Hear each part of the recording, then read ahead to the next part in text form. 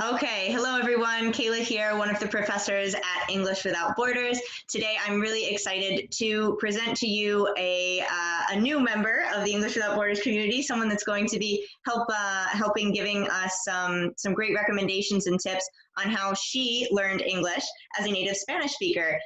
She has an amazing accent, has come really far in her English language journey, so she's going to share all of these tips with us. So, Patricia, would you go ahead and introduce yourself, tell us a bit about yourself and what you're doing at the moment? Okay. Hi everyone, my name is Patricia. I am from Peru. I am right now in Peru. I finished my college, I think back in 2016. I finished business and human resources and I was working in a company back in my country. And then I quit my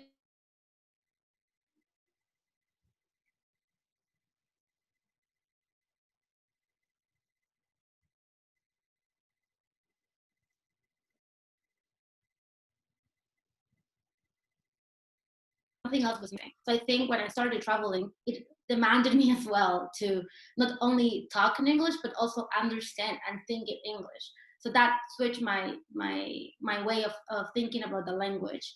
And now, well, I used to work last year for a company that manages volunteer programs in Peru. I quit my job because I was going to travel again, and then well, quarantine and everything is going on. So I'm waiting to go back on the road and maybe probably do like a trip to the Middle East. But right now I'm in Peru. Okay, awesome. Thank you for sharing. So, a lot of our listeners and students at English Without Borders are from Asian countries where they receive English education during their primary and secondary school, maybe a bit of college as well, but then they get out of school and they don't know how to apply it to their everyday life. They don't know how to gain confidence in speaking, how to work on their accent, pronunciation. So, what sort of tactics did you use when you were traveling around the world to try and better or improve your English level so that you could better connect with native speakers? I think what I started doing was starting to watch a lot of movies and then listening to a lot of music and then singing alone. I'm not a good singer, but I was like, listening, and then it helped me because I could hear the person saying a word, especially with R's, because for Spanish speakers, the R's are very tricky to The same for pronounce. us English speakers, it's very hard to do the Spanish R. So, Yeah, I know. Yeah. So for me, it's like, I'm like, I don't understand. So for me, it was like every time I would listen to that person, I would stop. I would say it myself. I would record how I say it, and then compare it to the person that was saying it. And then I'm like, okay, it's kind of the same. It's not the same. And then I would just do that for a lot of hours. And then obviously reading and watching movies helped me a lot. So I think that helped me at the beginning, at least. yeah. So, the majority of the work was work that you put in, not something that a professor necessarily taught you.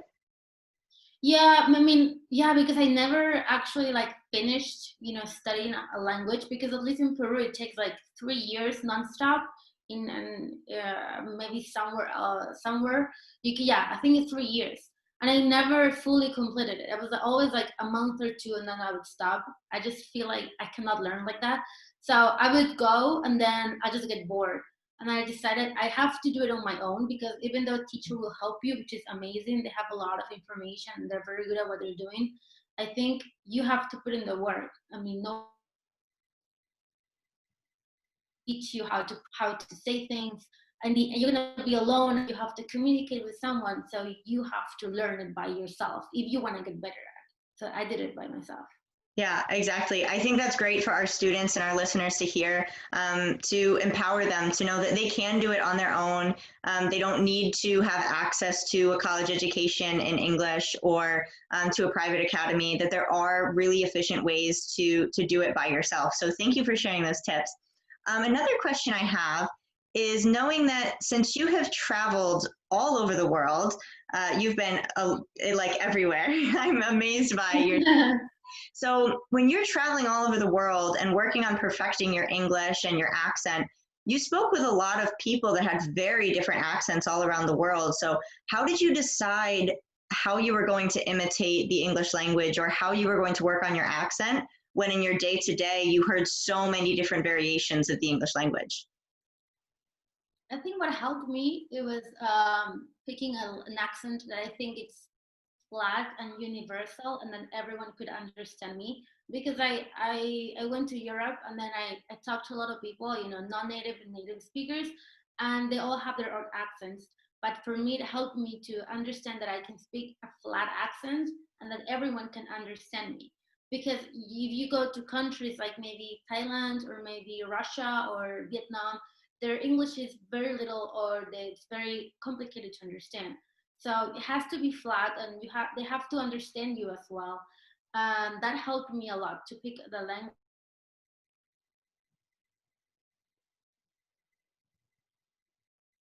Say like, oh, you need to know a lot of English to travel. But honestly, if you know the basic and you know how you can manage yourself, because sometimes it's going to be like by basic words, or you have to translate your words to the local language. So it doesn't. I mean, you do have to understand and know English, but that's not like a thing that you would say, oh, I don't know English, I can't go out there and travel and study abroad or work abroad. Like, it's not, you cannot be, determined by it, I would say.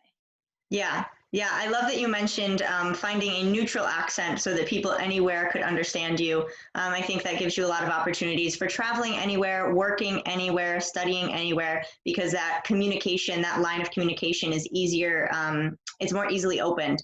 And then you can have that freedom to talk to everyone. And that's something we do at English Without Borders, help people to reduce their accent or soften it so that people can understand them better.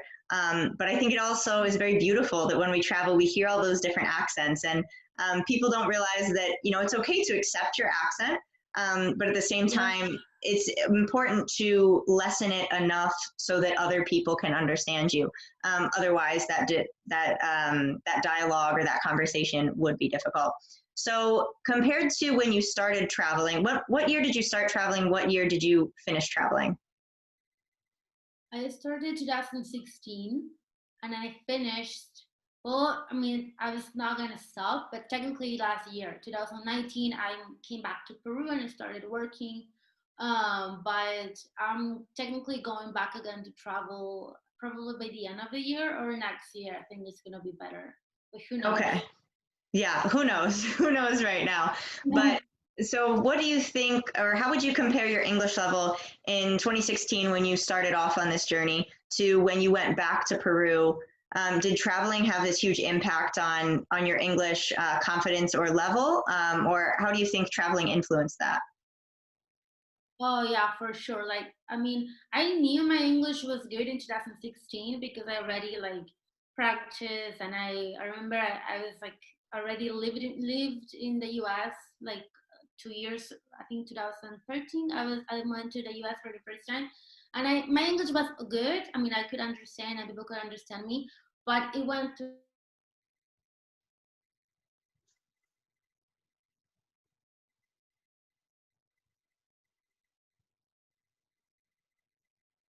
really speak English. For example, staying in New Zealand helped me a lot because their accent is different. So I needed to understand what they were saying and vice versa. So that helped me a lot. And I think people sometimes are intimidated by, talking and having an accent, or maybe getting words wrong, or maybe like saying a verb and it's not proper.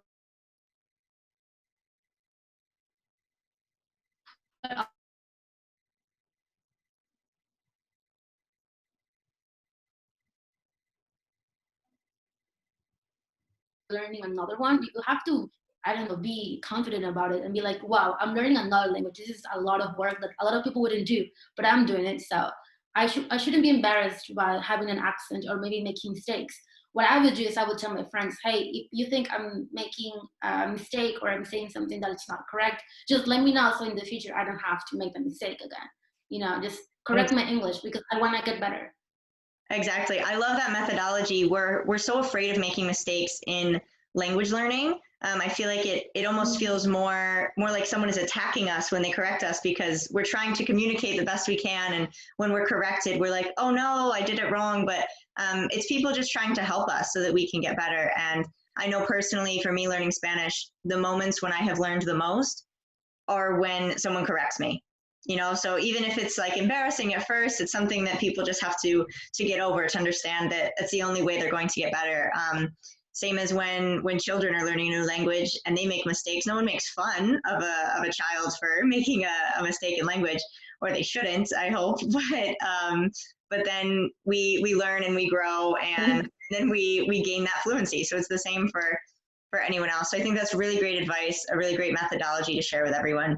So what would be your number one tip for other people that are trying to learn English in gaining confidence and not being afraid to work on their speaking, to work on their pronunciation, and talk to native speakers? I would say, I mean, I could only talk about my experience, and for me, it helped me to not be embarrassed and just literally just go out there and talk to people or talk to like myself in English, because what it helped me is that, at least for me and for a lot of people that speak Spanish, at least, you have an article in English, and then you, in your own brain, you will translate it to Spanish, and then you would think in Spanish and then translate it in English and then say in English. So it's a long process and your brain gets tired. And I will never forget, my teacher would always say, you have to think, breathe, respond, everything in English. Like, you cannot translate in your brain. It has to be everything in English, and that will take time. And the more you're exposed to the language, the better it's gonna be for you. So for me, it was just, okay, I'm just gonna learn, and if I make mistakes, I'll make mistakes.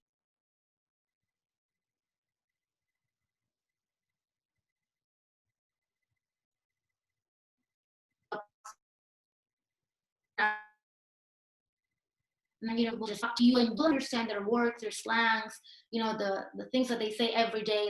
Some countries it changes, and you just have to stop being embarrassed by your own accent. I mean, accents are beautiful, and if you have it, then embrace it, and then continue with whatever you want to learn more. Yeah, I love that methodology. That's some really beautiful advice for everyone. That talking to yourself like out loud in English is what I did with Spanish as well. I would like be in the car on my way home from work or going to school, and I would just speak out loud my thoughts, my train of thought in Spanish to myself in the car. So people that drove by probably thought I was crazy because I was just like talking to myself in the car. But it really helps. People are like embarrassed to do it when they're alone by themselves, but it really does wonders. And it helps you gain confidence later when you have to talk to other people. So that's great. So my final question for you would be, how has your life changed as a result of learning English? What do you have now in your life, or what are you doing now in your life that you wouldn't have done if you never learned English?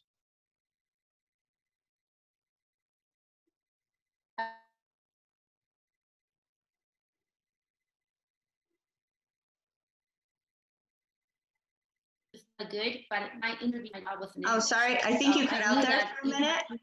You cut out. Could you start over? Sorry. Yeah.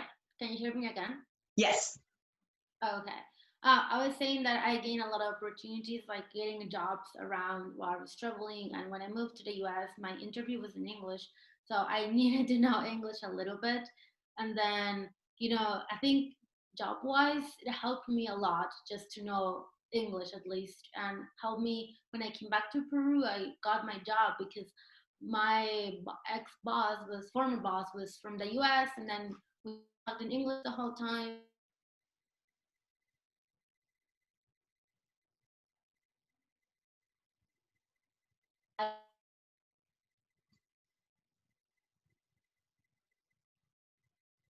And knowing that you, in your resume, and maybe in your resume of yourself, you don't only have your native language, which is a lot, you have another one, and then your skills and your abilities. So I think learning English is a must. Like, everyone should learn English at some point.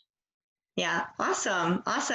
And now you're currently doing your certificate to teach English as a foreign language. Yeah. So I said last question was my last question, but I lied. I have one more question in the end. So what inspired you to want to teach other people English? Why is that something that's important to you now? I think because, at least what I've seen in my country, people learn English. There's a lot of people that are interested. However, there's a misconception of learning English, and then you go to class, you sit for an hour, and then you go home. So they don't actually put the effort, and I want to change that mindset at least, because if you want to learn English, yeah, it's perfect that you go for an hour in a class, but you have to do a little bit more, you know. You have to practice, you have to do it by yourself. And then I want to change that mindset. And I mean, I personally, I at some point I do want to teach the kids, you know, just going in a really rural area of my country and teach English to little kids. It would be amazing for me. So that's what I personally want to do. Great. I think that's a very, very noble cause. And I think your whole methodology on language learning is something that really aligns with what we believe here at English Without Borders. So it has been fantastic to interview you.